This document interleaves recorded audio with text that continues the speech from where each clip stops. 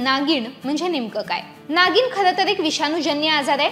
हा आजार varicella zoster या कांजण्याच्या विषाणूमुळे होतो। यामध्ये शरीरावर पाण्याचे बारीक पुरळ किंवा फोड येतात जे ट्रान्सपरंट दिसतात, ज्यामुळे शरीराला खास सुटते, जळजळ होते, तसंच खूप जास्त प्रमाणात ताप येतो।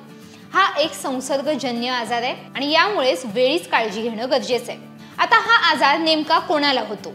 हा आजार कांजण्या झालेल्या व्यक्तींना होतो। हो, कांजण्या झाल्यावर काय होतं तर त्यातील वेरिसेला झोस्टर हा जो व्हायरस आहे तो आधीच शरीरात असेल तर हा आजार होतो। म्हणजेच कांजण्या झाल्यावर हा व्हायरस नर्वस सिस्टीम मध्ये जमा होतो।